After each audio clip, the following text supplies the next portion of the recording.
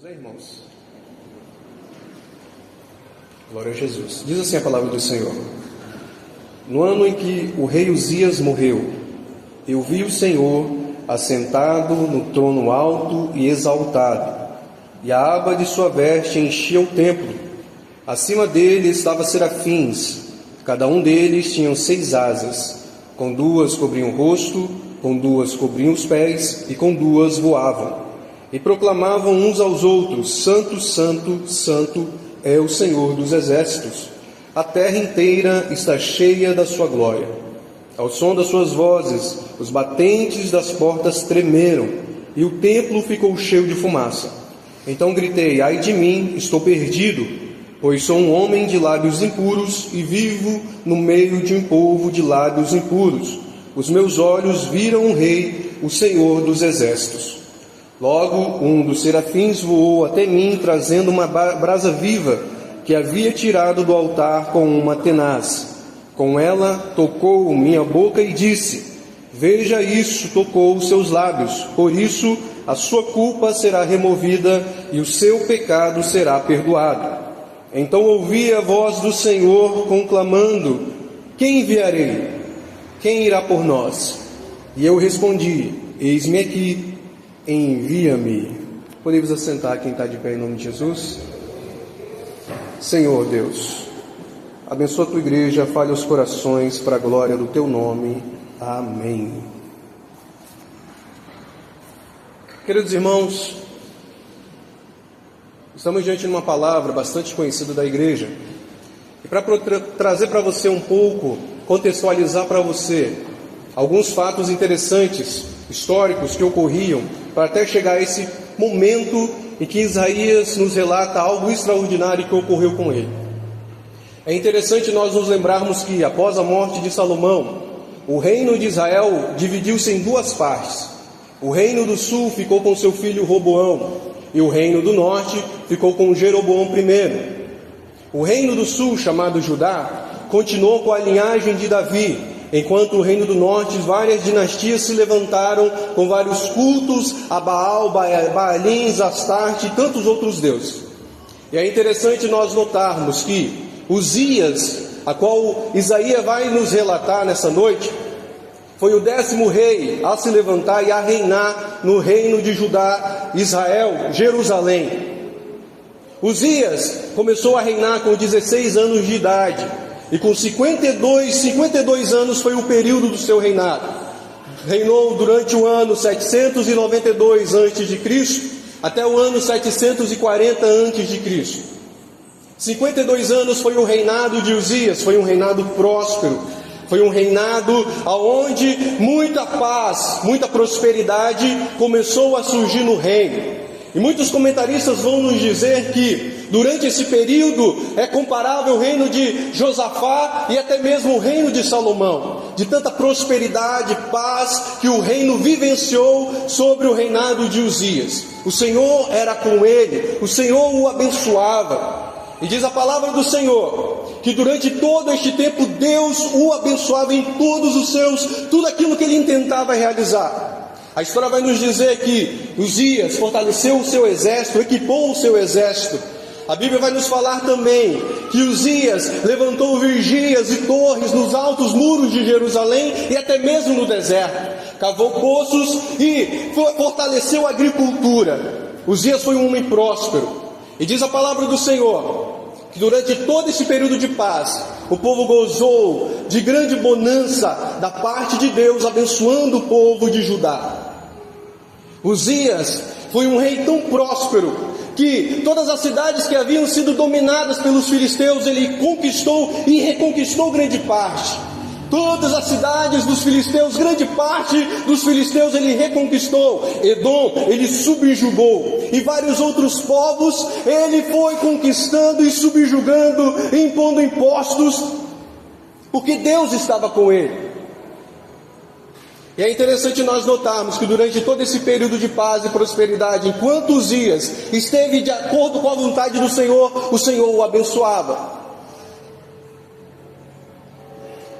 Uzias ele foi beneficiado por um período próspero de paz. Quando nós olharmos a história, que no tempo da política internacional, naquele período, um grande rival que havia, que era a Síria, fora dominado pela Assíria. Então a Síria, que subjugava a Palestina naquele período, havia sido dominada. Então um grande rival que poderia surgir não somente com o Reino do Sul e também com o Reino do Norte, estava subjugado. Não era problema para Uzias naquele momento. Então, durante todo esse período em que ele vivenciou, Deus o abençoava. E o lema do seu trono é: o Senhor é a minha força. Você está entendendo por enquanto essa palavra? O Senhor é a minha força, é o lema do trono de Uzias. E nós vamos adentrar agora um relato de um jovem profeta, Isaías. Isaías tinha aproximadamente entre 18 e 20 anos de idade. Isaías não vivenciou um período de problemas, crises. Isaías foi beneficiado durante toda a sua vida pelo reinado de Uzias. Só que quando nós lemos o capítulo 6, nós vemos um momento crítico. Quando nós lemos o capítulo 6, nós vemos um cenário problemático, não somente para o reino de Israel, Judá, não somente para a Palestina, mas também no cenário internacional. Havia preocupação, por quê? Porque o rei Uzias acabou de morrer. Uma grande preocupação surgiu para com o povo, a dinastia, para com o trono estava vazio. E agora, o que será de nós? Quem reinará? O que será daqui para frente? O que será do futuro? O que o futuro nos reserva? Talvez Isaías fosse um jovem que houvesse feito planos, pastor, não somente de casar-se ou ter, se beneficiar, feito demais planos, assim como toda a sociedade faz em seus períodos de gerações.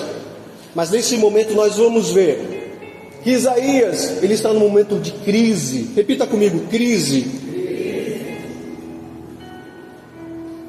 E Isaías, no capítulo 6, no primeiro versículo, Isaías vai dizer assim: no ano em que o rei Uzias morreu. Uma grande preocupação estava no coração dele e na sua mente.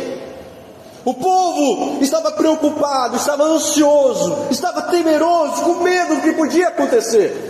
Porque com a morte de Uzias, a Síria se fortaleceu, o reino do norte se fortaleceu. E agora, com o reino de Judá, o que aconteceria conosco? Era uma preocupação real e verdadeira. Só que é interessante que nós vamos ler no relato desse jovem, que ele fez algo que todos nós estamos acostumados a fazer toda semana. Ele foi ao templo do Senhor cultuar a Deus. Mesmo debaixo de preocupação, mesmo debaixo de temor, ansiedade, ele foi ao templo adorar o Senhor. E diz a palavra do Senhor que quando ele adentrou o templo, algo extraordinário ocorreu. Algo que mudou a sua vida por completo. Toda a visão de Isaías foi transformada com o que aconteceu naquele momento. Toda a estrutura, toda a sua mentalidade, toda a sua profecia e toda a sua ousadia e coragem foi modificada no capítulo 6, nesse relato que nós vemos aqui. Porque algo incomum ocorreu com Isaías, algo sobrenatural ocorreu. Diz Isaías que no ano em que morreu o rei Uzias, eu vi o Senhor assentado num alto e sublime trono. Quando eu olho esse versículo, pastor, vem na minha mente o seguinte: embora o reino de Judá, embora o trono de Judá estivesse vazio naquele momento, Deus, com a sua preocupação não somente com o seu povo, mas com o seu profeta, revela-se a ele e fala o seguinte: ei, o trono está vazio aí embaixo, mas aqui em cima estamos em movimento ainda. Aqui em cima o trono não está vazio, está ocupado. Aí embaixo tem temor, tem medo e ansiedade. Aqui em cima tem um rei todo poderoso, reinando sobre todas as coisas. Quando eu olho para esse versículo, é Deus reconfortando, fazendo o seguinte: Isaías, não olhe para baixo, não olhe para as coisas físicas e passageiras, olhe para a eternidade, Isaías. Porque as coisas passam, as coisas murcham como a flor, mas aquele que faz a vontade de Deus permanece para sempre. O salmista vai nos dizer que para sempre está firmado o trono do Senhor nos céus, e sobre todas as coisas Ele reina. Salmos de número 103. Deus se revela a Isaías com a sua preocupação. Isaías, para que você está ansioso? Para que você está preocupado? Aqui em cima eu continuo reinando e governando sobre tudo.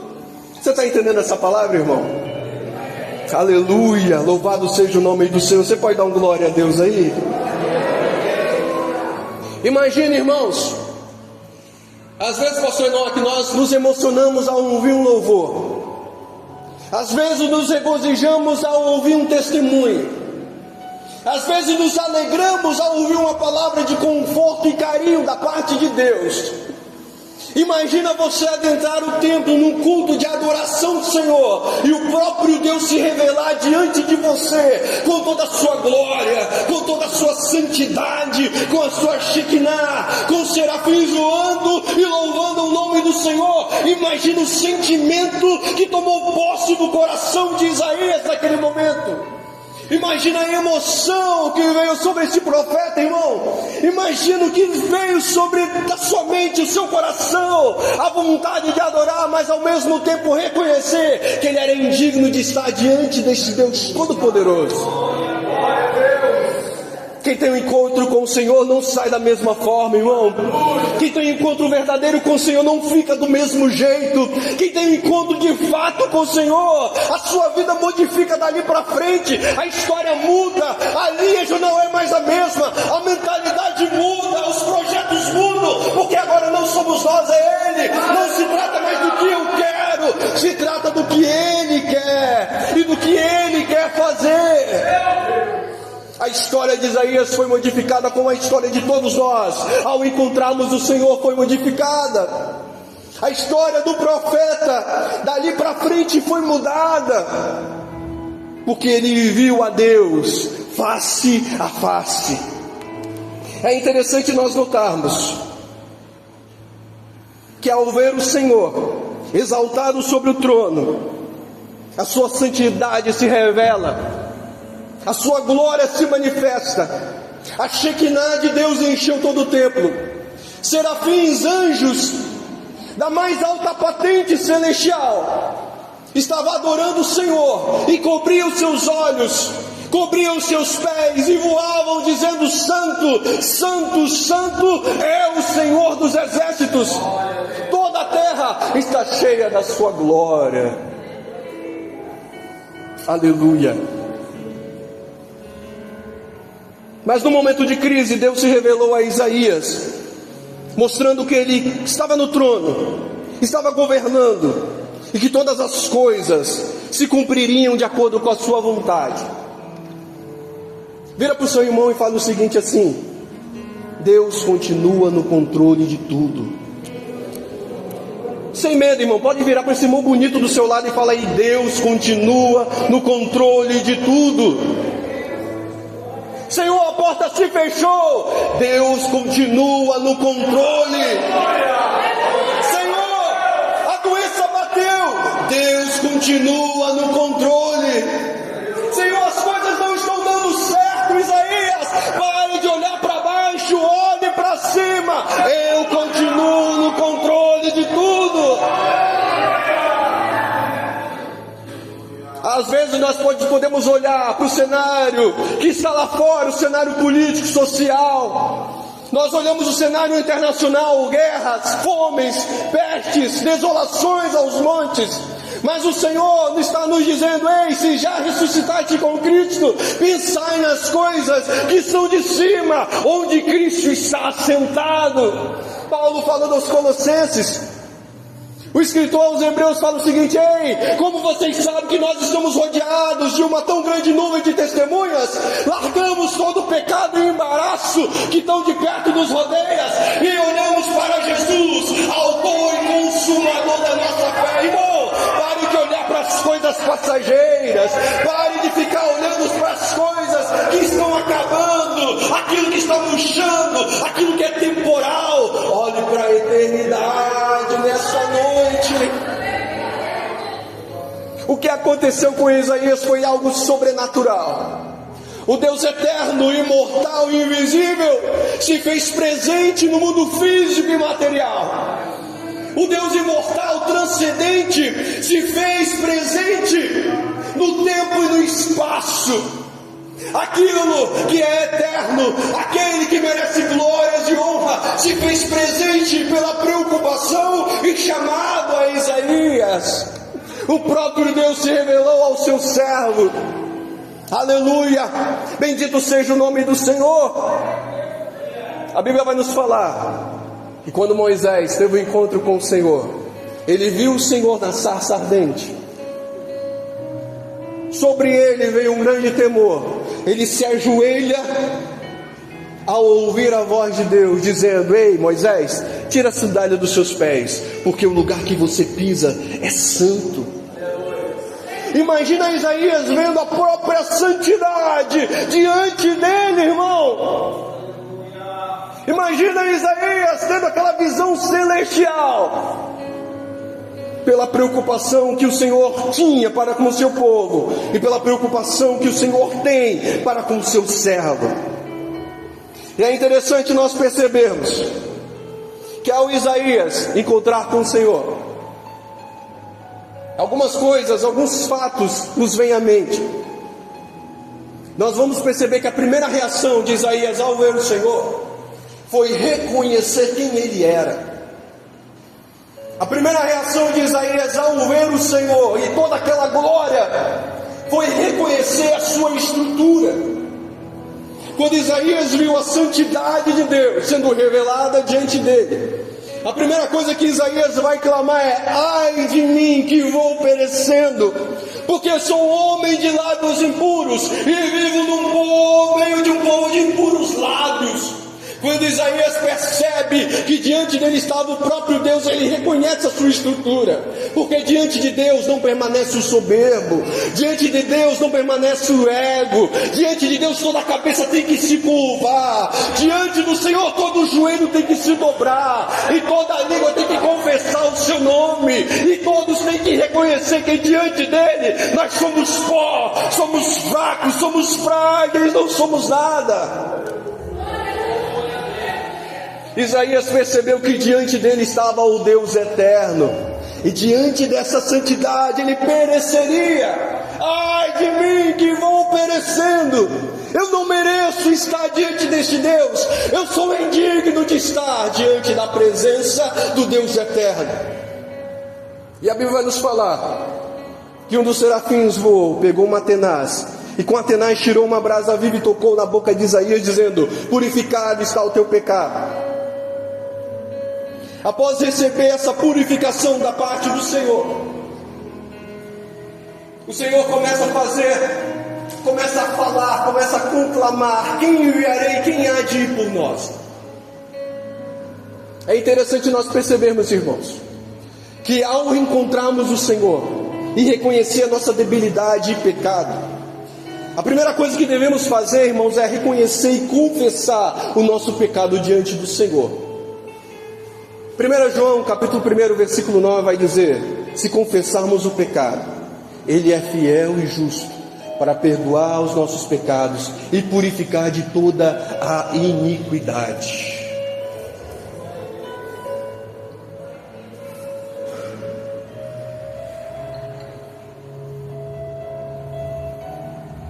Quando Isaías teve um encontro com o Senhor, ele percebeu a imundície, ele percebeu a pecaminosidade que era, ele percebeu a sua estrutura, percebeu as suas fragilidades e debilidades, e ele percebeu que ele precisava de perdão e purificação. E esse perdão e purificação, irmão, só Deus pode dar. Tem coisas que nenhum homem pode fazer pelo outro, pastor. Por mais que nos dediquemos e por mais que nos esforcemos, tem coisas que somente Deus pode fazer. Tem coisas que somente Deus pode realizar. Tem coisas que somente Deus pode operar. Deus, falando ao profeta Zacarias, vai dizer: não é por força, não é por violência, mas é pelo meu Espírito. Jesus falando aos seus discípulos, fala: eu vou ao Pai, mas eu vou enviar outro Consolador para vocês, e Ele vai testificar de mim e convencerá o mundo do pecado, da justiça e do juízo. Tem coisas que é só Deus que pode operar e realizar, e precisamos entender isso.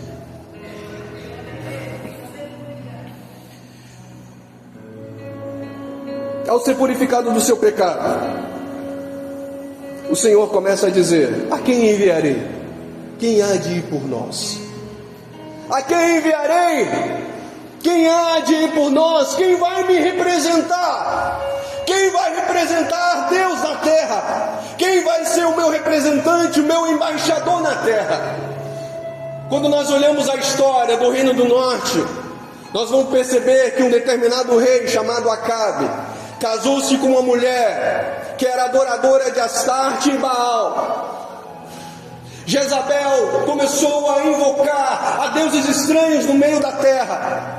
Enquanto ela estava adorando, perseguindo e matando os profetas do Senhor, Deus levantou um homem chamado Elias, o campeão de Deus. Um homem foi se levantado por Deus no meio da terra. Porque, irmãos, nós precisamos entender que Deus não fica sem testemunho, Deus não fica sem representantes na terra. Em cada geração nós vamos perceber homens e mulheres comprometidos para levar o mundo à palavra do Senhor.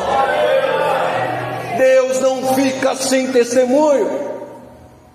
E Deus nesse momento está chamando alguém: a quem enviarei? Quem há de ir por nós? Após toda aquela visão, após todo aquele cenário extraordinário, após aquela revelação de santidade e glória da parte de Deus para com o seu servo, após Deus mostrar para Isaías que ele estava no trono e que todas as coisas e propósitos de Deus ocorreriam de acordo com a sua vontade, após Deus revelar a Isaías que, embora o trono de Judá estivesse vazio, o trono celestial ainda tinha um rei que é eterno e poderoso e reinaria para toda a eternidade. Porque nós precisamos entender, irmãos, que o Egito passou, a Síria com seu poder passou, a Síria com a sua barbaridade passou, Nabucodonosor e a Babilônia passaram, Ciro com seu império Medo-Persa já passaram, Artaxerxes, Alexandre o Grande passou, Roma com todo o seu poder e com toda a sua expansão e força passaram. As grandes potências mundiais que existem hoje vão passar em algum momento, e nós precisamos entender que existe um Deus reinando sobre todas as coisas, a qual o seu reino jamais vai passar, um reino que jamais vai perecer, um reino que jamais deixará de ser entronizado, louvado e digno de adoração. Oh Deus, Tu és poderoso, Senhor. Seja feita a Tua vontade, aqui na terra como no céu. Assim como os serafins louvam o Teu nome, exaltam o Teu nome, Senhor, que a cada dia haja em nosso coração um desejo de declarar a Tua santidade e poder, Jesus. A quem enviarei? Quem vai me representar? Após toda aquela visão e chamado da parte do Senhor, Isaías, com ousadia, se coloca à disposição de Deus. Pastor Carlos, se coloca à disposição de Deus, e Deus fala com Isaías, falando o seguinte: ó Isaías, você vai pregar a um povo de dura cerviz, a um povo que não vai te ouvir, a um povo que vai se fazer de surdo, de cego e de mudo, a um povo cujo coração é duro. E Isaías fala com o Senhor: até quando? Até quando, Senhor, que eu vou ter que pregar desse jeito? Até quando a palavra deverá ser uma palavra dura? Até quando a palavra deverá ser uma palavra de juízo? Até quando, Senhor, devo pregar? E o Senhor revela ao seu profeta até quando ele pregaria. Mas diz o Senhor, falando e revelando ao seu profeta nos versículos posteriores, que o juízo de Deus já estava à porta, mas era necessário o profeta de Deus levantar a sua voz e proclamar a vontade do Senhor. Meu irmão, minha irmã, nós precisamos entender o seguinte: nem sempre Deus tem palavras de conforto, nem sempre Deus tem palavras de vitória. Às vezes Deus tem palavras duras para ser ditas, Às vezes Deus tem palavras que precisam ser ditas no momento certo, na hora certa, e até mesmo palavras de julgamento, juízo e correção. E nós, como igreja do Senhor e profetas de Deus, pastor, precisamos estar à disposição do nosso Deus. Quando nós olhamos o número de habitantes que existe no Brasil, 212 milhões de pessoas, onde 40% da população se diz cristã. Imagina toda essa população que declara o nome de Jesus estivesse à disposição do Senhor, em fazer a sua vontade, em fazer o seu querer.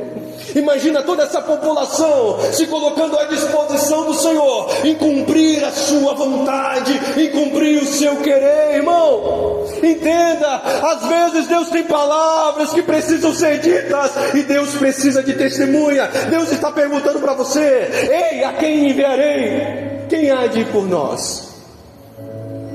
A quem enviarei? Quem vai me representar? Às vezes é difícil se colocar à disposição do Senhor. Não é fácil às vezes estar na brecha. Não é fácil às vezes estar em obediência ao Senhor. Nós entendemos, irmãos, mas a nossa busca é sempre fazer a vontade de Deus em toda e qualquer circunstância. Isaías está disponível. Isaías quer fazer a obra. Vira para o irmão do seu lado aí pela última vez e diz assim: você está disponível?